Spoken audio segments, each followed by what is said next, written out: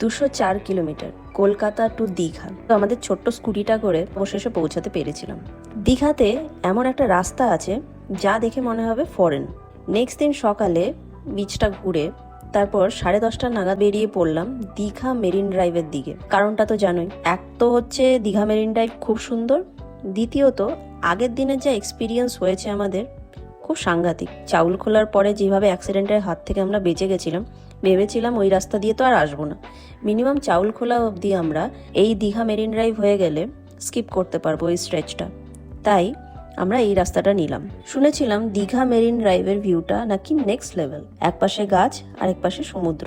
এই রাস্তায় রাইড করতে করতে মনে হচ্ছিল এটা কি রিয়েলি বেঙ্গল। প্রথমে পড়লো ম্যানগ্রোভ এরিয়া, পুরো গ্রিন ভাইবস, তারপর মোহনা ভিউ পয়েন্ট, হাওয়া ভিউ সবকিছুই একদম পারফেক্ট। নয়াখালী ব্রিজ ক্রস করে যখন শঙ্করপুর বিচে ঢুকলাম তখন বুঝলাম এই রাইডটা শুধু জার্নি না, এটা একটা এক্সপিরিয়েন্স। খুব সুন্দর শঙ্করপুর বিচ, একটু দাঁড়িয়ে আমরা চারপাশটা দেখলাম।